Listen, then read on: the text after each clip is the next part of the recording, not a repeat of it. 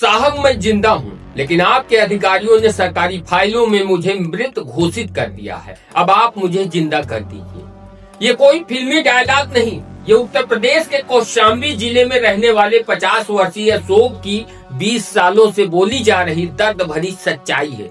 एक जिंदा इंसान जिसके पास धड़कता दिल है, धड़कती सांसें हैं, नब्ज है, वो खुद खड़ा है, लेकिन सरकारी फाइलों में उसे मरा हुआ लिख दिया गया और वजह बनी उसकी पुश्तैनी जमीन। क्या है मामला पूरा, किस जमीन का मामला है। हमारे बाबा खत्म हो गए, हमारे पिताजी खत्म हो गए। हमारे पिताजी की बहन है, वो हमको मरे की गवाही दिला करके अपने नाम हमारी सारी संपत्ति अपने नाम बैनामा करवा करके उसको दूसरे के हाथ बेच भी दिया। और काफी दिन से मैं परेशान हूँ, हर जगह जाता हूँ, कोई सुनता ही नहीं। अब मेरे योगी मोदी जी हैं, यही अब मेरी सहायता करेंगे, यही सुनेंगे। यह कहानी है उत्तर प्रदेश के कौशाम्बी जिले की। 17 नवंबर को डीएम कार्यालय में जन सुनवाई चल रही थी। सैकड़ों लोग वहां पर अपनी समस्या लेकर आए हुए थे। इसी बीच एक साधारण सा दिखने वाला आदमी धीमे धीमे कदमों से जिला अधिकारी साहब के सामने आता है। डीएम साहब पूछते हैं, जी आपकी समस्या क्या है?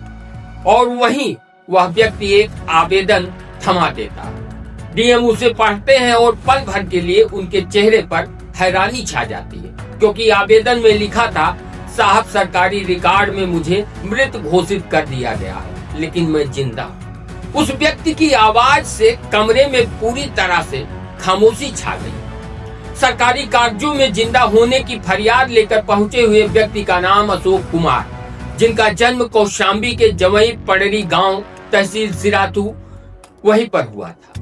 बचपन उसी गांव में बीता, सब कुछ सामान्य था। लेकिन अशोक के जीवन में मोड़ तब आया जब उनके बाबा का देहांत तो हुआ और फिर 1991 में उनके पिता भी चल बसे।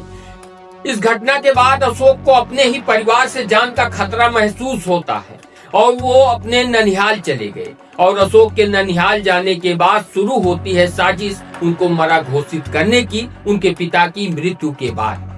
नियम कहता है जब पिता का निधन हुआ तो संपत्ति बच्चों के नाम होनी चाहिए, और अशोक अकेले थे, न कोई भाई न कोई बहन। ऐसे में पिता की संपत्ति अशोक के नाम होना चाहिए था।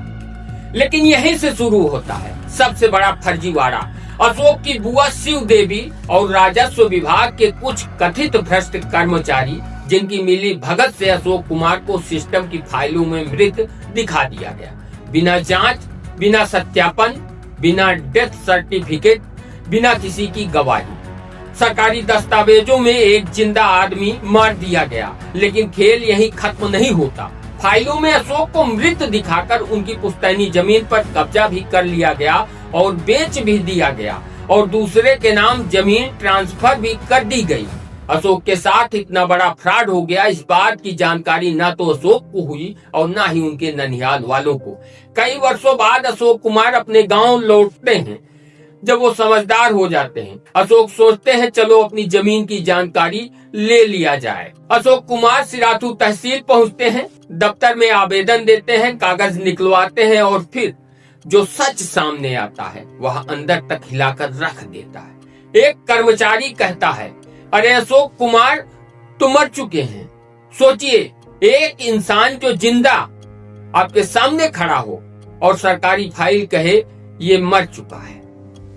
अशोक कहते हैं, मैं सामने था लेकिन दस्तावेज कह रहे थे तुम मर चुके। मुझे लगा कि मैं जिंदा होकर भी मर चुका। इसके बाद शुरू होती है अशोक की सबसे कठिन लड़ाई, अपनी जमीन की नहीं, अपने आप को जिंदा साबित करने की। अशोक ने आधार कार्ड, जन्म प्रमाण पत्र, स्कूल रिकॉर्ड, पंचायत प्रमाण पत्र, गवाहों के बयान, पुरानी फोटो, ननिहाल के दस्तावेज सब इकट्ठा किए और हर विभाग में जाते, हर अधिकारी के सामने खड़े होते और सिर्फ एक बात कहते, साहब मैं जिंदा हूँ। लेकिन जवाब मिलता, फाइल में तो मर चुके, पहले इसे ठीक कराओ। यह जवाब किसी इंसान की आत्मा तक को घायल कर दे। थक कर, टूट कर अशोक कुमार जिला अधिकारी कौशाम्बी के पास पहुंचते हैं। सब दस्तावेज देते हैं, पूरा सच बताते हैं, फर्जीवाड़े की हर परत खोलते हैं।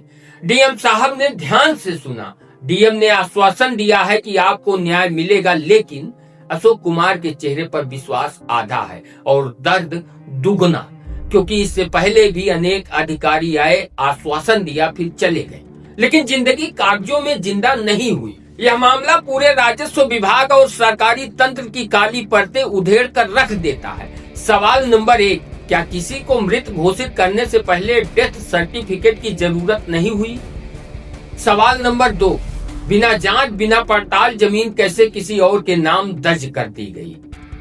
सवाल नंबर 3, कौन कौन लोग इस काले कारनामे में शामिल हैं? सवाल नंबर 4, अगर एक जिंदा इंसान को कागजों में मारा जा सकता है तो क्या किसी भी नागरिक की पहचान सुरक्षित है? सवाल नंबर 5, क्या गरीब को इस देश में कभी पूरी तरह से न्याय मिल पाएगा? अशोक कुमार की कहानी यह बताती है कि इस देश में कागज कई बार इंसान की जिंदगी से ज्यादा ताकतवर हो जाते हैं। यह कहानी यह भी बताती है कि खून का रिश्ता कभी कभी दौलत के आगे कमजोर पड़ जाता है। और सबसे बड़ी बात, इस देश में ऐसे न जाने कितने लोग हैं सरकारी दफ्तरों के चक्कर काट रहे हैं और कह रहे हैं, साहब हम जिंदा हैं, हमें कागजों में भी जिंदा कर दीजिए। हम इस मामले पर नजर बनाए रखेंगे। अशोक को न्याय मिलेगा या नहीं, ये आने वाला समय तय करेगा। लेकिन आप लोग अपनी राय कमेंट बॉक्स में कमेंट कर जरूर बताएं और हो सके तो इस वीडियो को शेयर करें ताकि अशोक को न्याय मिल सके। अगर अशोक को न्याय मिलता है तो सच में यकीन मानिए हमें लगेगा कि हमारी मेहनत कहीं न कहीं सफल हुई है।